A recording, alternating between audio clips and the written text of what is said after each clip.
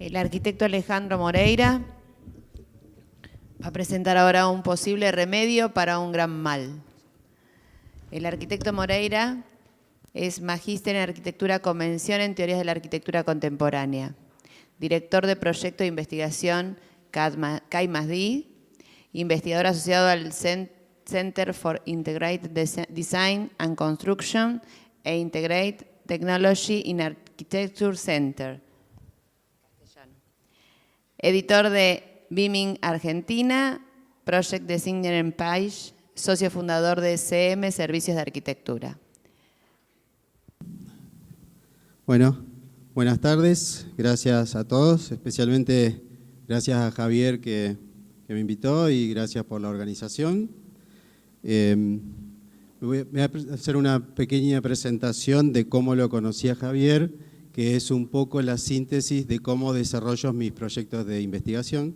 Y quizás yo sea la segunda decepción de la tarde, porque en realidad no vengo a ofrecerle ninguna solución, realmente. Vengo a ofrecerle la puerta a muchos más problemas asociados con BIM.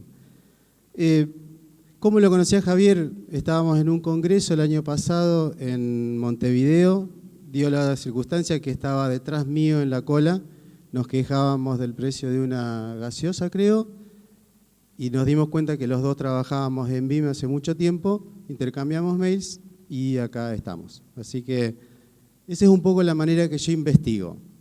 Yo me meto y voy encontrando puertas y no sé si hay algún jugador de rugby acá, he jugado rugby más de 30 años, investigo cómo jugaba, de la misma manera. ¿Por qué un posible remedio para un gran mal? Realmente porque puede ser un posible remedio y un gran mal todavía no sé, pero en realidad lo que quiero tratar de ver es trabajar sobre los proyectos de arquitectura, muchas cosas que les voy a tratar de contar, a ver si las puedo saltar porque ya las dijeron, pero sí he visto las presentaciones y puedo encontrar diferentes vínculos con muchas presentaciones. No me acuerdo el apellido de él, pero nos picó el mismo bicho, me gustó la presentación de los chicos Newman, respecto de trabajar con la mano, después de empezar a diseñar directamente. Así que vamos a ir arrancando. Con una primera pregunta. ¿Es posible pensar la arquitectura desde algo totalmente nuevo? Recién hablaban sobre esta cosa nueva. Yo creo que sí. Simplemente hay que encontrar la vuelta de dónde pensarla, cómo encararlo y de qué manera empezar a hacerlo. Por supuesto que la actitud es lo que importa y empezar a buscarle la vuelta para hacerlo. La mayoría de nosotros, los más viejitos, hemos crecido o hemos estudiado con esa pelea de lo análogo versus lo digital. Hoy vos comentabas, formado entre el 95 y el 2000, dibujar en computadora era una cosa bastante difícil y teníamos ciertos reparos, incluso teníamos docentes que no apoyaban mucho lo que hacíamos. ¿Qué pasa? Asimismo, existe una pequeña diferencia entre lo humano y lo tecnológico. Hay partes que consideran que aporta lo tecnológico y otra parte considera que no aporta mucho. Asimismo, hay gente que considera que lo social aporta y que no aporta tanto. Pero quienes han desarrollado alguna obra de arquitectura serán plenamente conscientes de que hay soluciones o implementaciones tecnológicas que devienen de desarrollos sociales y hay implementaciones sociales que devienen de pensamientos tecnológicos. Es muy difícil separar una obra de esto lo hizo con la mano, esto lo hizo con la computadora, esto lo resolvió él y esto lo hizo alguien más. Entonces, si empezamos a pensar que la complejidad de la obra de arquitectura, nos vamos a dar cuenta que en esencia es un trabajo integrado, por más que no nos dimos cuenta durante mucho tiempo, y que, en el cual convergen o influyen muchas partes. ¿Qué pasa si, separados de la dicotomía entre la separación entre lo análogo y lo digital, entre lo tecnológico y lo humano, busco algo que me permita decir, son las dos cosas lo mismo. No se peleen más, los aportes tecnológicos son iguales a los aportes sociales. Esa fue una de las primeras búsquedas. Hay una teoría desarrollada en sede francesa del año 1980, se llama la Actor Network Theory, que establece que las incorporaciones humanas o las incorporaciones tecnológicas tienen el mismo valor. Ahí es donde empieza a ser importante la relevancia de yo me arriesgo a pensar en BIM como un instrumento y no como una herramienta, con una simple diferencia. Un martillo es una herramienta. Yo voy y martillo algo. Una guitarra es un instrumento. Y va a depender de quién opere esa guitarra, el jugo que se le saque al instrumento. Si yo toco la guitarra, no voy a hacer nada distinto a un martillo, pero seguramente quien sepa tocar la guitarra le va a sacar mucho jugo. BIM es tan útil como el que lo sepa utilizar. Por eso la búsqueda que voy a tratar de desarrollar tiene que ver con el conocimiento en arquitectura o la administración de información en arquitectura. Por eso miré con mucha atención la presentación del BIM en las puertas del conocimiento. Quizás yo lo veo desde otro lado, pero creo que coincidimos en que no es solo algo para hacer una cosa, sino es algo para repensar lo que veníamos haciendo, que nos va a posibilitar hacer cosas completamente distintas.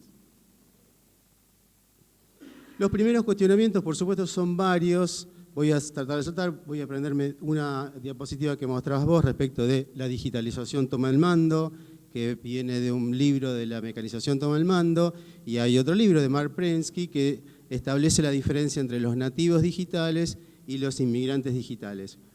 Básicamente este nuevo instrumento, esta nueva metodología, nos une a todos y hay que verlo desde ese lado. La otra pregunta es si es posible divorciar la arquitectura de su contexto. Es decir, si, como se dice en algunas presentaciones, y lo creo yo también, BIM o la implementación de BIM es una nueva realidad en la cual tenemos que hacernos eco, evidentemente la arquitectura no va a salir ilesa de la incorporación de una nueva metodología. Por lo tanto, los arquitectos, la arquitectura, tienen que empezar a ver las bases en donde está, no sé si fundada, pero en donde está apoyada.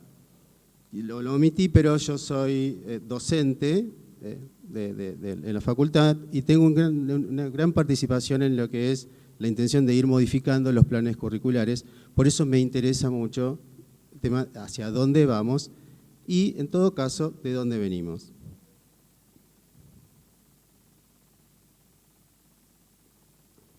Perdón, Santa Fe estaba un poco frío, estaba medio resfriado. Respecto al análisis de la realidad o el análisis del contexto donde la arquitectura se encuentra, yo me arriesgué a pegar, se ve más o menos. Son una serie de charlas que se fueron dando en los últimos años que creo que han sido muy significativas, no son directamente relacionadas con BIM, pero son directamente relacionadas a posarse sobre una... Bueno, hablemos sobre arquitectura, quizás no de la forma tradicional de arquitectura, pero sí algunas plantearon grandes conversaciones. Por supuesto hay una que es de 1960, que habla sobre la arquitectura de la tradición, que es de Rainer Manga, que salió en el Stock Taking, pero después hay una que es el eclipse de la belleza, The Eclipse of Beauty, que eso se dio en Harvard con grandes participaciones. El otro es un poquito más significativo, si quieren, The Future of Design, en lo cual hay un gran texto, si lo quieren ver, de Sarah Whiting. Y el otro es Is Drawing There. Se murió el dibujo que también se dio a continuación del eclipse de la belleza, en este caso en la Universidad de Yale, lo cual, por supuesto, se permitieron hablar de un montón de cosas. El diario Clarín publicó un artículo respecto de eso. Creo que parte de la discusión de arquitectura, por lo menos en la parte de la academia y la parte de crítica de arquitectura, pasa por empezar a ver algunas cosas que parecían hasta hace un tiempo intocables. ¿Cómo la veo yo la arquitectura o qué me parece entender de la arquitectura? Depende de una gran diversidad de talentos y no una singular concepción de algo.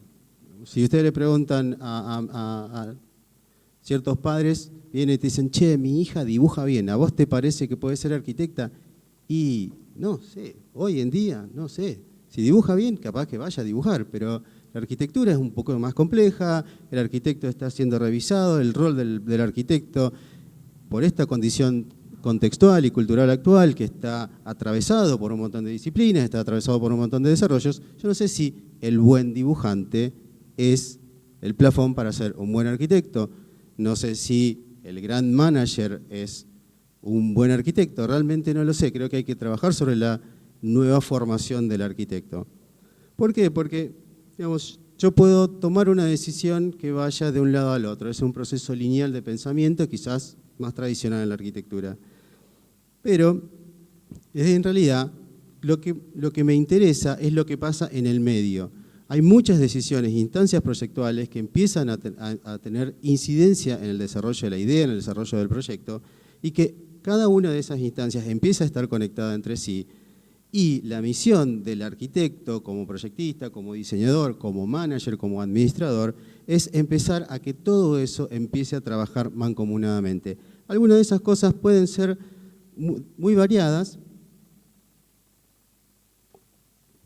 Por lo tanto, esa tradicional singular concepción de habilidad o el desarrollo lineal de proyectos de arquitectura empezaría a estar un poco con una necesidad de ser revisada. No sé si puesta en jaque o desplazada, pero quizás habría que revisarla un poco más. Creo yo que, no sé si están los chicos Newman y que me expusieron hoy, pero escuché mucho que hablaban sobre cambio de paradigma y cambio de paradigma y cambio de paradigma, y yo les advertiría que hay docentes de historia que si le hablan de cambio de paradigma le van a tirar un sillazo, así que traten de buscar como un cambio de condiciones, aunque algunos consideremos que puede ser considerado un cambio de paradigma, pero creo yo que cambiaron las reglas, pongámoslos de ese lado. Hay cosas nuevas en las cuales hay que frente, es un nuevo escenario en el cual la arquitectura y nosotros los arquitectos tenemos que empezar a desarrollarnos.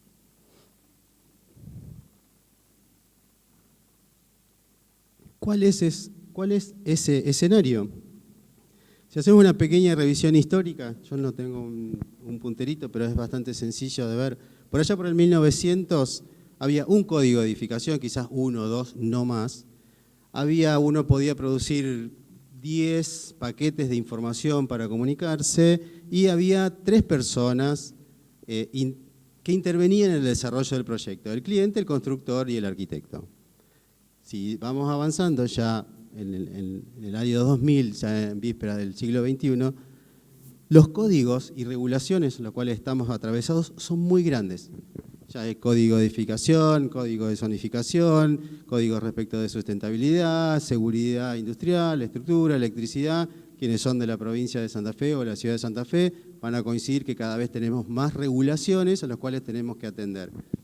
Ha aumentado la información requerida para hacer cuenta de los códigos en los cuales tenemos que representar, y el negocio de la arquitectura, si me permiten, quizás no es la palabra correcta, pero el negocio de la arquitectura se ha ampliado. Ya no es más el cliente, el arquitecto y el constructor, tenemos desarrolladores, inversores, promotores, que empiezan a ser también parte del proceso de toma de decisiones. Pensar que eso no incide sobre la función, el rol del arquitecto, está bien, pero creo que debería tener una mirada rejuvenecida, sobre todo para preocuparnos a los que estamos en formación de cómo vamos a formar a la gente que va a estar practicando más adelante. Así como lo conocía a Javier y les comentaba que mi idea es ir saltando de cosas, buscando experiencias y tratar de ponerme en riesgo y ver cómo sobresalgo. Haciendo un poco de eso, durante muchísimo tiempo investigué sobre la relación entre lo análogo y digital, hasta que surge la oportunidad, me voy a estudiar a Estados Unidos, me invitan a quedarme allá, empiezo a seguir investigando en Estados Unidos, y lo que empiezo a hacer es empezar a relacionar lo que hacía en Santa Fe con lo que me tocaba hacer en Estados Unidos. Sigo avanzando en eso un poco y me surgen un set de preguntas muy grandes respecto de la práctica profesional en el exterior y la práctica profesional en mi medio local. Tomando otra vez el riesgo de volverme a Argentina, me vuelvo, digo, bueno, voy a tratar de aplicar un par de cosas para ver qué puedo utilizar y qué no puedo utilizar. Me llamaron la atención 2 cosas. Una es que de un lado y del otro del Ecuador intentamos hacer lo mismo. Como arquitectos intentamos hacer lo mismo, intentamos hacer un buen proyecto, satisfacer las demandas del cliente, todo lo que eso. La gran diferencia que vi es en el desarrollo o el punto medio entre el diseño y la construcción. Quienes han tenido experiencia de trabajar en el exterior, el desarrollo del proyecto es un poco más grande, tenemos los famosos construction drawings, los cuales lleva mucha información, se corta el proceso, eso va al bidding process, se presupuesta y luego empieza la construcción. Por lo menos en Santa Fe es más o menos todo lo mismo. Y la gran pregunta que me surgía es, qué raro que no exista tal desarrollo profesional. Y una de las preguntas que surgió fue, en realidad, no era necesario. En Santa Fe, uno con una hojita A4 hace una plantita, pega 2 o 3 hojitas A4 en un plano, va a la municipalidad, obtiene el permiso de obra y construye. No hay demanda de... Ahí se ríe, pero es así. Si va a Santa Fe, no hay nada. No se exigen... Ahora, después de mucho tiempo, se exigen plantas de instalaciones, pero se habían sacado. Podías hacer cualquier cosa con una planta, 2 cortes, una fachada, una planta de techos y una planilla de iluminación y ventilación. Todo lo que necesitabas para garantizar una buena obra de arquitectura. Vayan a Santa Fe, fácil laburar.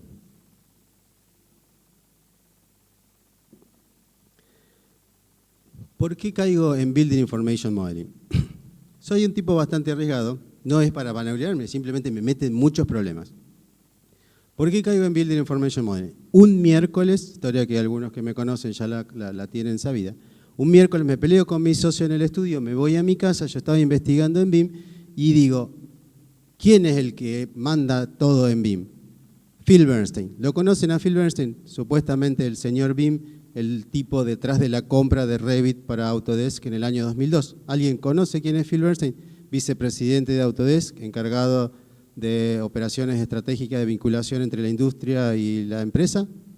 Bueno, googleenlo, Phil Bernstein. Y le escribo un mail y no me tiren nada, pero lo que le dije es, ¿qué tal? Buenas tardes, Revit no sirve. Atentamente, Alejandro. No sirve. Para sorpresa, me contesta y me dice, interesante tu postura, pero ¿por qué no sirve? Bueno, la sorpresa mía fue mayor porque tenía que contestarle algo en serio.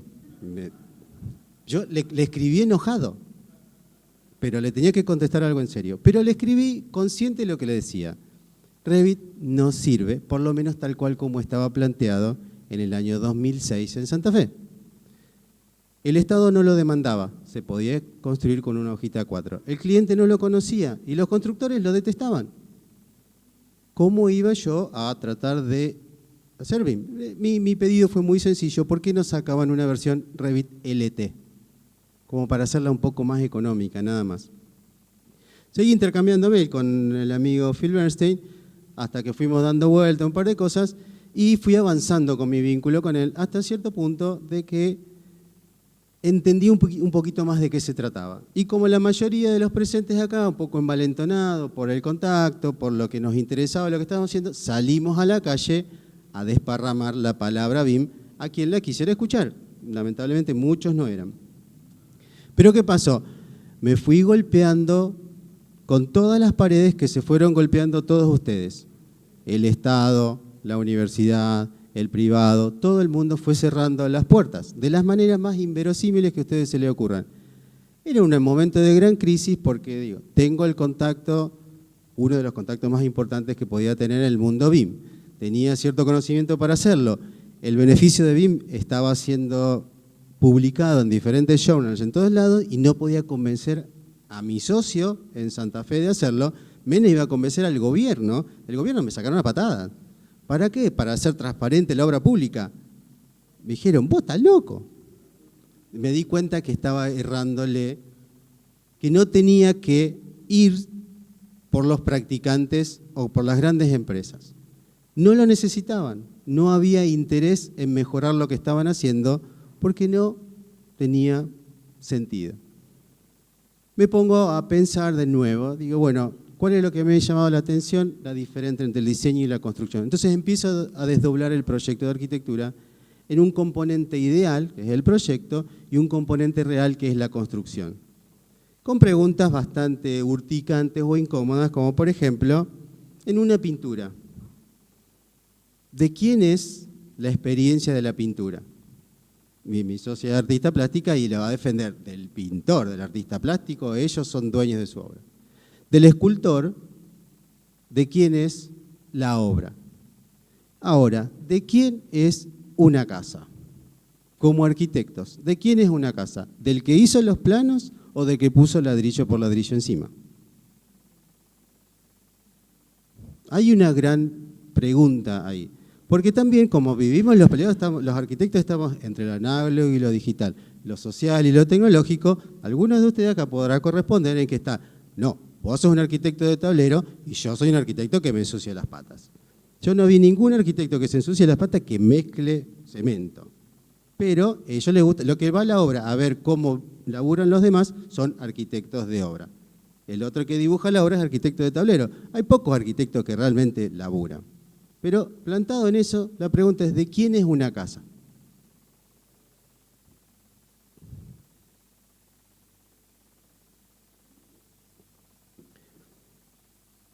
Haciendo esa diferencia entre lo ideal y lo real, me pongo a ver, bueno, ¿cuánta plata mueve el proyecto y cuánta plata mueve la construcción?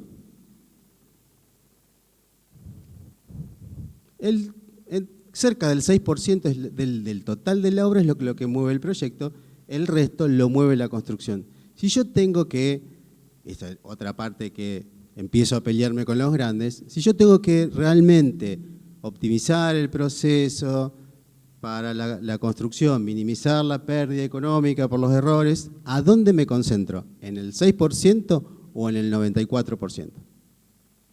¿Sí?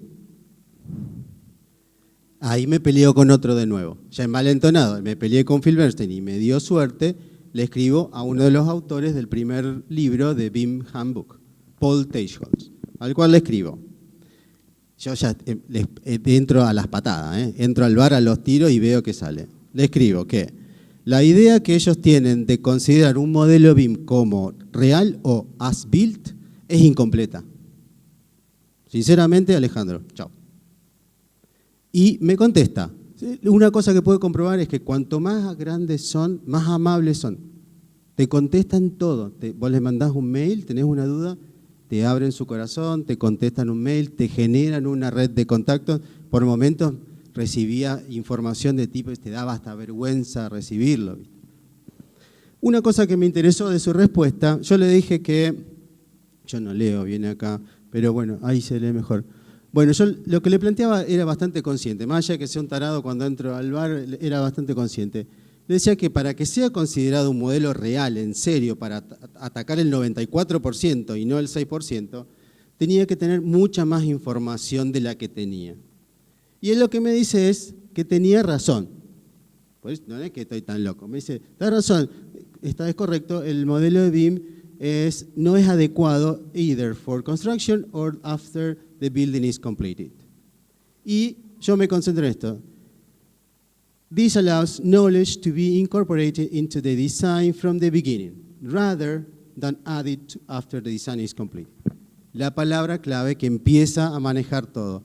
¿Qué era el knowledge? ¿Qué era el conocimiento? ¿Qué era lo que yo tenía que trabajar para realmente poder aprovechar la tecnología BIM y que empezara a incidir sobre el 94% y no sobre el 6%?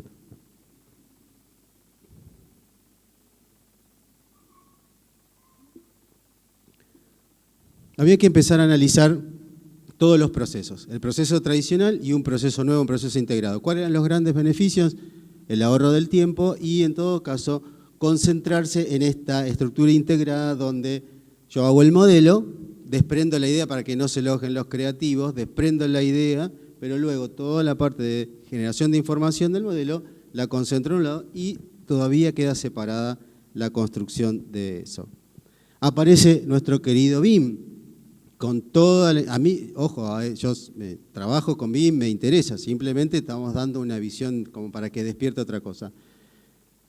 Tiene una gran capacidad de asociación, trabaja con gran integralidad, hay que hacerlo mover de esa manera y es lo mejor que tiene, romperlo en lo individual y empezar a hacer un trabajo colectivo. El problema de eso es, hay que generar esa información. Hay que generar esa información. Este gráfico es muy interesante respecto de cómo serían las diferentes etapas. Sí, estamos apuntando todos los que más o menos trabajamos en BIM a tratar de llevar todo a la primera parte. Empezar a pensar en todo junto. Y tratar de interpretar el gráfico de nuestro querido amigo Kevin McLeamy de Hawk respecto de el tiempo que se ahorra, que vos trabajabas con eso y después la curva se va para otro lado. Trabajando sobre el mismo gráfico, ¿cuál es mi duda? Está bien, yo voy hacia la primera parte de diseño, pero hay que saber un montón para llenar esa parte de diseño. Entonces hay que trabajar sobre el conocimiento en arquitectura y ahí empiezan a surgir preguntas respecto de cómo se administra la información en arquitectura, quién administra la información en arquitectura, cómo se comparte, cómo lo vamos generando, cuáles son los obstáculos que tenemos para generar y administrar información.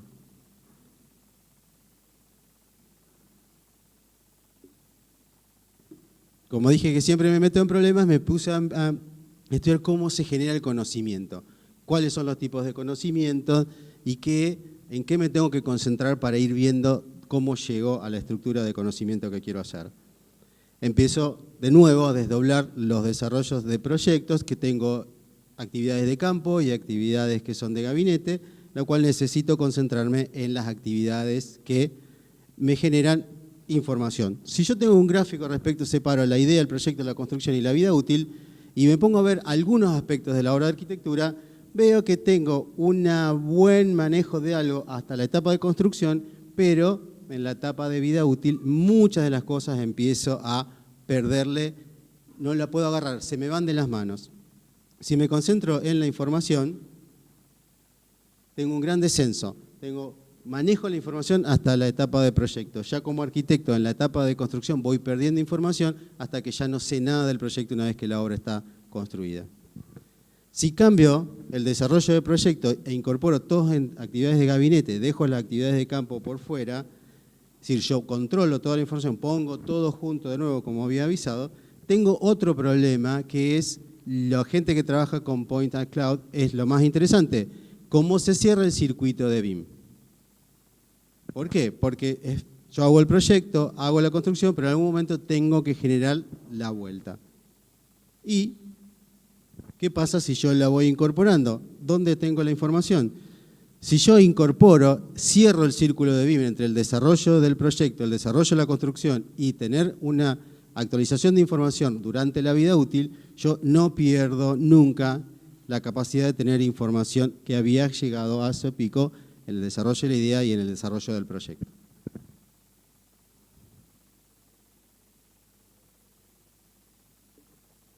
¿A dónde se cierra el círculo de BIM? En una base de datos relacionada, que es lo que propone la gente que hace el Point and Cloud. Yo tengo una base ideal del modelo de BIM. Tengo una base de datos real porque yo la capturo del modelo in situ. De esa base de datos correlacionada, tengo la posibilidad de generar un nuevo sistema de información unificado en la cual yo puedo nutrir al Estado, a las facultades. ¿Por qué? Porque voy a trabajar sobre la información que proyecté y la que finalmente construí. ¿Dónde se cerraría el circuito? Por supuesto que tampoco pude convencer a nadie de hacerlo. ¿Por qué? Ese es el segundo error que encontré. No tenía que convencer ni a las instituciones ni a los profesionales. Tenía que ir a convencer a los estudiantes. A los que se estaban formando era a quien tenía que presentarles lo que creía necesario para la formación de ellos, su futura formación profesional. Empecé a analizar los planes de estudios. ¿Hay alguien que trabaje en historia? Bien, voy zafo. Una de las cosas que más me llamó la atención fue que poco sabíamos de la historia, de la evolución de la comunicación de las intenciones de diseño. O teníamos una versión muy parcializada de la historia. Voy a hacer una pequeña línea histórica muy rápida para no aburrir a la gente. Nosotros hemos estudiado que hubo un cambio de estilo en los diferentes periodos porque respondían a diferentes escuelas de un lado, del otro y del otro. Pero también hay otra realidad, que el diseño de fachadas, el porcentaje de ventanas y el porcentaje de material construido de frente también respondía a la variación del precio de la electricidad y el vidrio. Puede haber tenido mucho que ver con una diferencia de estilo, o con seguir o no seguir algún lenguaje. Pero también hay una realidad que los edificios se hicieron más abiertos cuando la electricidad se hizo más cara y los edificios se hicieron más cerrados cuando la electricidad era más barata. quizás es una libre asociación que les invito a todos que empiecen a indagar de nuevo la historia, porque hay cosas que no nos hemos enterado. Y acá empieza una pequeña línea histórica que arranco de 1808, me parece muy significativa, cuando Benjamin Latrobe declara abiertamente que lamentablemente no he tenido éxito en hacer de la arquitectura una profesión que sea elegida por los educados. Más allá, dice una gran realidad que personalmente en la facultad nunca me enseñaron. ¿Cómo puede uno ganarse la vida en una profesión que venera la estética, lo intelectual y las habilidades de diseño, pero sobrevive a través de la atención a los buenos negocios, a las buenas prácticas empresariales, los contactos políticos y el cultivo de clientes? Una gran definición de arquitectura que yo no me enteré sino hasta el 2008-2009. Lamentablemente, si me lo hubiesen dicho en tercero o cuarto año, me dedicaba a otra cosa. Pero acá empieza lo más interesante. En la edición de 1948 del Architectural Drafting and Standard hay una declaración muy interesante respecto de errores en la producción de información gráfica no adecuada a la práctica actual, impone una pesada carga de gastos adicionales sin compensar las ganancias. Peor aún, a menudo esto obliga al arquitecto, al dibujante, a refugiarse, a basarse en supuestos o refugiarse en la suerte. Desde 1948 tenemos muchos problemas para la administración de información y no fue cambiando con el tiempo. Se fue recuperando, pero seguimos. El problema de administración de información fue creciendo con el tiempo, pero de esto no lo teníamos muy agendado. Hay una evolución respecto de metodologías para la administración, generación, administración y control de información, que también son bastante significativas, que empezarán a salir con desarrollos bastante autónomos, porque la tecnología digital no estaba muy desarrollada, pero ya en el 58 había algunas cosas muy interesantes. Voy pasando. Después nos encontramos con, en este caso me detengo un segundo para hacer un pequeño comentario. Para hacer el análisis de la historia de la arquitectura me basé estudiando la Oficina de Arquitectura Norteamericana SOM, de Skidmore, Owings and Merrill. El hecho por qué me basé en esa oficina es porque desde 1936 hasta ahora es una oficina uno le puede rastrear todo lo que hicieron. Similar a lo que hubiese sucedido con CEPRA en Argentina si no tenían tantos problemas. Pero CEPRA también es de 1936. ¿Por qué lo rastreo? Porque tienen un gran desarrollo en lo que es administración de información, pero que no está tan desparramado en los libros de historia, porque es arquitectura corporativa, SOM, y no es el héroe arquitecto como Juan Pérez. Pero desarrollan muchísimas cosas respecto de administración de información y generación de conocimiento. Uno de los sistemas es el Building Optimization Program, que es en 1962, muy parecido a Building Information Modeling 50 años después, que empiezan a tener indicios no como herramientas de proyectos, pero sí como herramientas de administración de información. Y generan otro sistema que es el SARAPI, Storage and Retrieval Architectural Programming Information. El que de acá abajo, Fazlur Khan, no sé si lo recuerdan o lo conocen, es el ingeniero en estructuras de SOM que hace la estructura del Hancock y de las torres Sears. Y cierta familiaridad que se ve en el desarrollo de proyectos tiene mucho que ver con las herramientas que utilizaban para el desarrollo de proyectos. Es decir, tratando de responder la pregunta inicial, ¿puede salir la arquitectura ilesa de los desarrollos tecnológicos de su contexto histórico? Muy difícilmente pueda serlo. Voy avanzando así no se aburren. Van encontrando muchas cosas. En el 62 también hay un gran avance que empieza a darse contemporáneo con el desarrollo de algunas empresas, donde se empieza a manejar el concepto de Knowledge Industry, tratando de encontrar en el conocimiento un potencial de desarrollo de la industria. Y había que concentrarse en la educación, el research development y las tecnologías de la información. Allá por el 62 ya la información empezaba a tener un peso muy, muy importante. Directamente relacionado con la arquitectura sale un libro que tiene que ver, muchas presentaciones se dieron, no me acuerdo qué, creo que Lucrecia hablaba respecto de la importancia de la comunicación. Enfáticamente dijo, hay que comunicarse, hay que hablar entre todos. Me parece fantástico. En el año 65 vi un libro que hablaba sobre la comunicación en la industria de la construcción y detectaba un gran problema, que era la falta de cohesión entre el arquitecto y los profesionales y los constructores. Y eso es el resultado, en parte, de la falla de los sistemas, es por la falla de comunicación. Es decir, hoy, no me acuerdo el nombre de él, BIM es algo nuevo. Los problemas que trata de solucionar BIM no son nada nuevos. Empiezan a tener una raíz histórica bastante importante, basada en la generación de información, la administración de información y la falta de comunicación de las intenciones de diseño, la separación que existía entre el diseño y la construcción. Pero no es solo eso, falta más. Siguen habiendo desarrollos hasta un sistema que es muy interesante, que es el sistema QUEST, que es Questioning, Understanding, Estimating, Selecting and Teamwork. ¿Qué hacía el sistema QUEST? Uno le ponía dimensiones de planta, lo que quería hacer, el plan de necesidades, y automáticamente le sugería un layout de cómo podía ser la planta. En el año 1966 ya teníamos una respuesta automática de cómo se podían desarrollar las plantas en un edificio. No son cosas nuevas, sino son cosas que ya venían con cierto espacio. Se generó otro tipo de sistemas estructurales.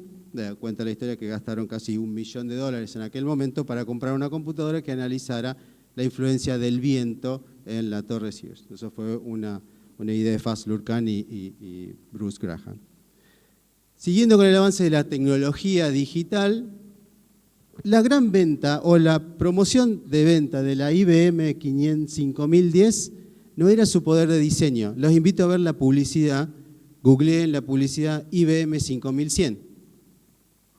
Es poner la información a trabajar para la gente. Las computadoras, en principio, en la industria de la arquitectura y en muchas otras industrias, se pusieron para administrar información. Y eso es gran parte de lo que empiezan a hacer, o la parte de la I en Building Information Modeling, justamente eso. Después, ya esto ya es para todos conocido. De nuevo, volvemos a encontrar un problema en more construction for the money.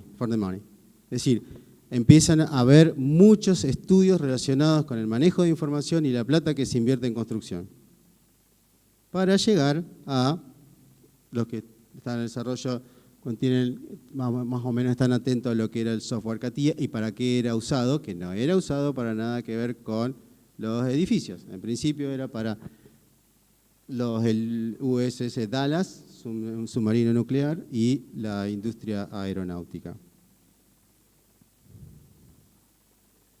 Hoy mostraba el ejemplo de el Guggenheim. El Guggenheim es conocido por muchas cosas. Una de las cosas que es conocida es por la vinculación de tecnología de CAD y CAM.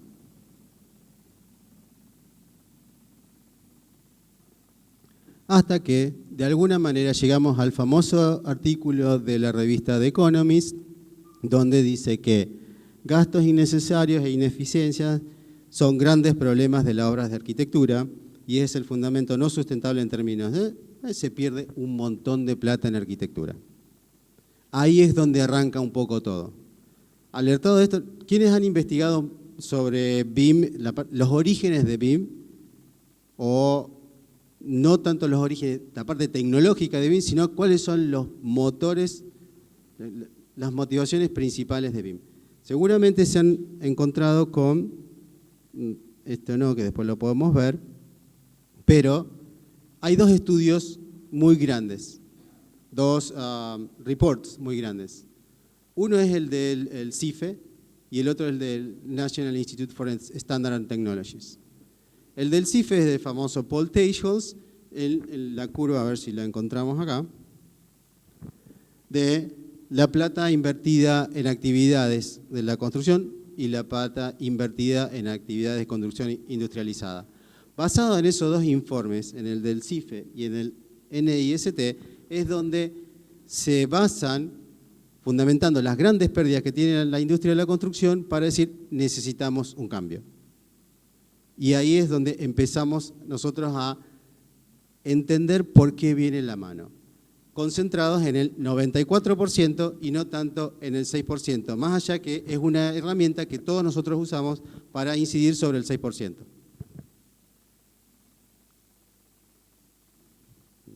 Ay, perdón, eso estaba perdido. Lo que no se lo leo todo, en todo caso después se los paso si quieren, es ir haciendo una pequeña línea histórica de las cosas que fueron sucediendo en diferentes años para ver cómo llegamos a este momento. Diferentes artículos empezaron a hablar sobre la importancia del trabajo integrado o empezaron a destacar lo que antes era una discusión netamente académica, empezó a saltar a otros estadios.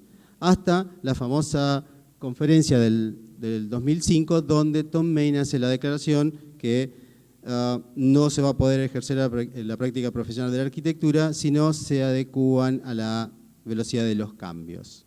Recuerdan, no sé si vieron esa conferencia, el nombre de la conferencia, The Change is Now, en la cual tiró una gran pelota, es decir, hay que modificar la arquitectura porque si no, no va a existir la práctica de la arquitectura tal cual la conocemos hasta este momento.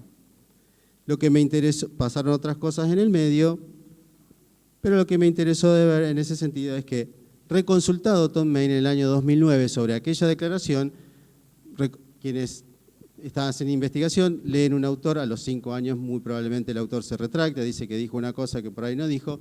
Tom Main redobló la apuesta y en el 2009 dijo, no, lo que yo dije lo mantengo e incluso es peor. Si no nos adaptamos a la velocidad del cambio, no va a pasar nada. Hasta el libro del alfabeto y el algoritmo de Mario Karpo. ¿Por qué? No por lo que está ahí subrayado, sino Mario Karpo es uno de los autores que incluso Phil Bernstein cita muy seguido, que dice que desde la separación entre diseño y construcción propuesta por Alberti en el 1450 no cambió nada en arquitectura hasta el advenimiento de BIM. Una declaración que la dejo en sus manos, pero la pueden encontrar en ese libro y es discutible.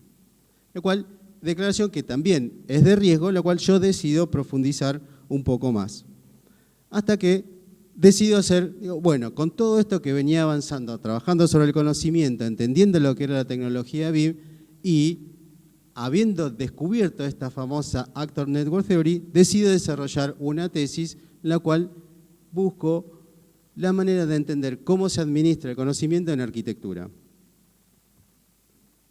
Logro conseguirlo a Phil Bernstein como director, de manera que me dé todo el soporte que no podía conseguir en la parte de entender la parte específica de BIM.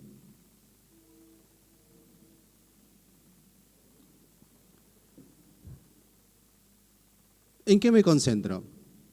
Nosotros los arquitectos diseñan una casa. Pero como aquella pregunta planteada inicialmente, ¿quién es el responsable de la casa? Si el arquitecto o el constructor, me pongo a pensar en qué pasa entre medio de que yo diseñé la casa y la casa está construida. Yo genero información, genero intenciones de diseño que a través de un protocolo las plasmo en un papel, en un archivo, en lo que sea, para comunicársela a un tercero y ese tercero es el que la va a hacer. Entonces, tenía que entender cómo se generaba la información que luego se le pasaba a un tercero. En principio, esa comunicación de información era bastante desordenada y bastante desintegrada. ¿Qué es lo que proponen los sistemas CAD en su momento? Hacer lo mismo que se venía haciendo, simplemente ordenarlos un poco y ofreciendo cierta versatilidad. Se podía copiar con mayor facilidad, se podía compartir archivos, era mucho más sencillo mover información a través de las personas que participaban en el proyecto. Podía ir y volver, podía copiar una planta al lado de la otra, podía corregirla, podía compartirla. Facilitaron un poco el proceso, pero no lo cambiaron en esencia. No habían cambiado aquella escinsión planteada entre el diseño y la construcción.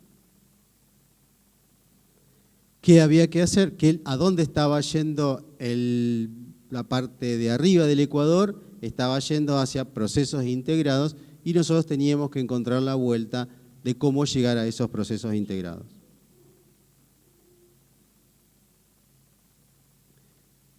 Sí, ¿Cuál era la hipótesis? Si la producción fragmentada de información a mí, como resultado, me daba una producción fragmentada del desarrollo de la construcción y no iba a minimizar los errores que tenía la construcción, por lo tanto, directamente iba a afectar el 96% de la obra. ¿Qué es lo que era necesario hacer? Era trabajar un sistema integrado que sí permitiera concebir la casa, el edificio, como una obra toda integrada o toda en conjunto. Y ahí es donde empiezo a pensar en el knowledge management como el vínculo, el aglutinador de la información que se producía en los desarrollos de proyectos de arquitectura, porque me permitía vincular procesos sociales, digamos, desarrollos sociales, tecnológicos y el desarrollo de procesos. Entonces, tomo en el knowledge management un pequeño soporte que me permite empezar a indagar sobre la información que está dando vuelta en el proyecto de arquitectura. ¿De qué manera? Si bien yo entendía que había un sistema que producía información fragmentada y un sistema un poco más ordenado que generaba mayor información, no estaba solucionando el problema desde la base, sino que tenía que generar algo que me permitiera tener todo en un mismo lugar. ¿De qué manera? Tratando de entender que muchos aspectos cuantitativos terminan siendo cualitativos al final. El concepto inicial de BIM como repositorio de información empezaba a ser bastante más significativo que solamente como un optimizador de información.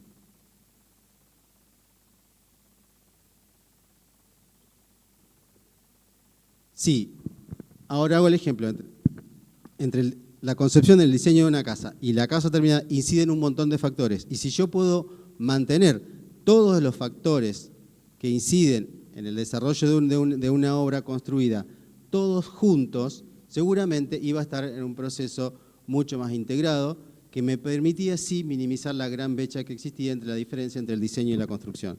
Pero aún así tenía una gran diferencia, que era qué pasaba cuando yo intenté igualar las incorporaciones del mundo de la tecnología a las incorporaciones de los aspectos sociales, que era un poco aquel punto que me permitía, creo que la palabra es soslayar, la pelea entre, no, si vos lo haces en Revit, no sirve porque las decisiones las tomó Revit. Si vos haces en BIM, no, porque la simulación no la haces vos, no es parte de tu proyecto. Lo hablábamos con él hoy a la mañana. ¿Cuál es uno de los principales obstáculos que se enfrentó BIM? ¿Cómo va a ser la política de los honorarios para los arquitectos? Si gran parte de los desarrollos lo hace el programa. Entonces, soslayando esa pelea, es tan importante el aporte de la persona como la resolución que pone la computadora. En palabras lo que decía, que no me acuerdo el nombre, Santiago, la computadora tiene capacidades para procesar información que nosotros no tenemos, pero, y este es un testeo que le hago a mis alumnos en la facultad, le invito a cada uno de ustedes que se pare enfrente de su computadora y que le diga que haga algo maravilloso. Se van a encontrar con la respuesta que la computadora no hace nada. La computadora va a hacer lo que ustedes les pidan que haga. Por eso es tan importante administrar el conocimiento en arquitectura, porque esa administración de conocimiento va a ser el canal por el cual nosotros vamos a alimentar los procesos con información que nos sirve para mejorar los proyectos. Una de las primeras presentaciones de hoy de Estela siempre decía, tratábamos de mantener los archivos de Revit livianos. Tratábamos de mantener los archivos livianos, para poder compartirlos. La administración de información va a permitir eliminar información contingente de la necesaria. Si nosotros tomamos Revit y lo usamos como está y ponemos información no validada, ponemos información no procesada sin haberla administrado, quizás estemos en un problema peor, porque vamos a sobrecargar los modelos de información, van a ser inmanejables y no les vamos a sacar provecho. Por eso creo que en algún punto esta nueva metodología, parafraseando a la frase de Gehry del 2005, no es que Gehry sea mi arquitecto estrella, pero le tomo la frase, bien administrada, la información que se pone en juego en los sistemas BIM le devuelve al arquitecto, tiene la potencialidad de devolverle al arquitecto el sillón del conductor de nuevo. Porque a través de la administración conscientes de la información que nosotros pongamos en juego, la I de Building Information Modeling, vamos a poder generar algo nuevo que no se estaba haciendo, vamos a poder doblegar las reglas que estaban y vamos a sacarle provecho a algo que todavía no sabemos, como decía el chico que terminó recién. ¿Cuál es el techo? No se sabe. Lo vamos a ir encontrando, pero requiere de un proceso de información y una administración de información que mejore las incorporaciones que hacemos, eliminando muchos de los supuestos de la arquitectura tradicional. Termino como para mostrarles el mapa de la idea de cuál sería una idea para meterla en un circuito BIM respecto de la idea para meterla en un circuito tradicional.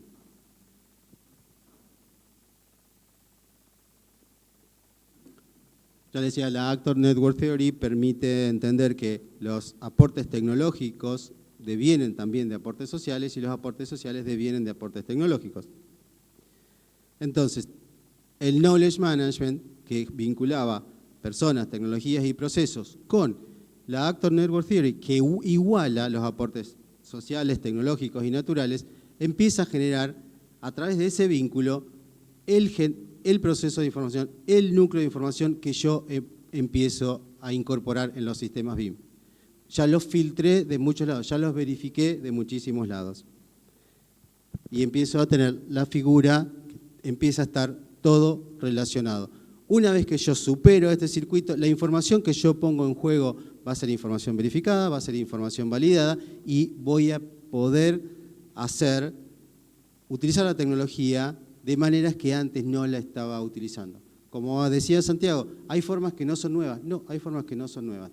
Las computadoras permiten hacerla y sí, de alguna manera permiten hacerla a través de prototipados rápidos, a través de mandar estructuras para que se construyan en talleres. Pero ¿de qué manera vamos a empezar a hacer algo que no se podía hacer hasta ahora? Es a través de volver a ver cómo manejamos el conocimiento en arquitectura, cómo procesamos la información para incorporarla en el proceso de diseño, apoyado en estas nuevas tecnologías como BIM que nos permiten incorporar toneladas de información y hacerlas cruzar, hacerlas multirelacionarse con 1000 otros espacios.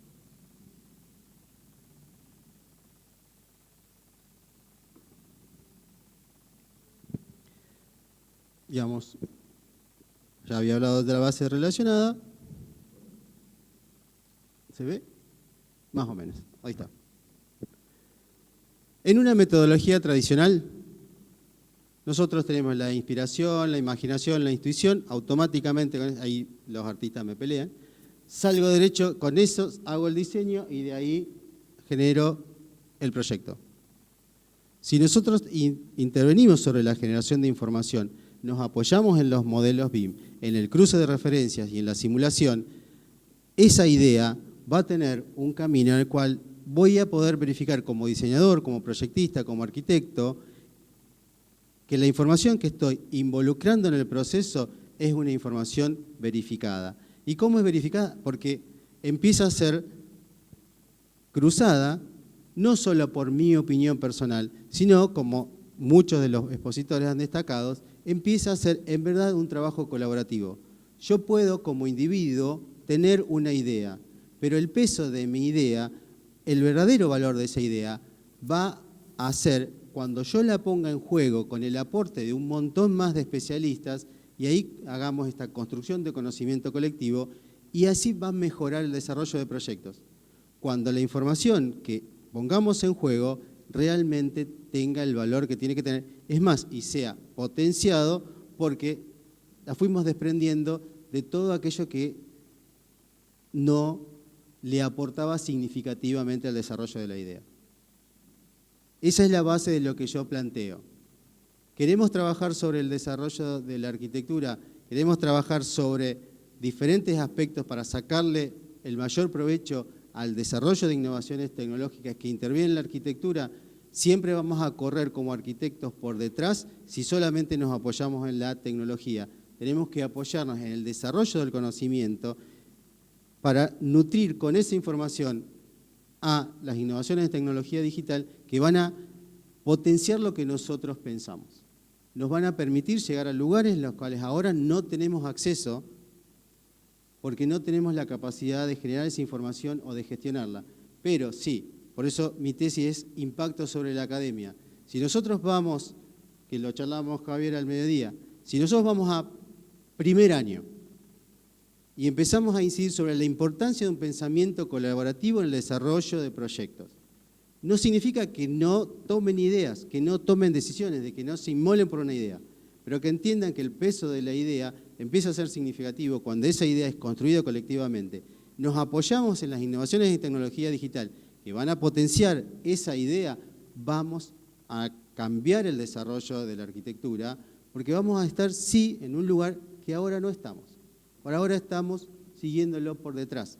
Si nosotros nutrimos de buena información, de una correcta administración del conocimiento, a las herramientas de tecnología digital, vamos a obligar a que desarrollen herramientas de tecnología digital que acompañen nuestros desarrollos como arquitectos y no nosotros, que es un poco el riesgo que plantea Santiago, quedarse con lo que la herramienta o el instrumento te permite, sino desafiemos el instrumento, desafiemos la arquitectura y desafiemos lo que tenemos aceptado para lograr algo distinto. Si no, no vamos a hacer nada nuevo.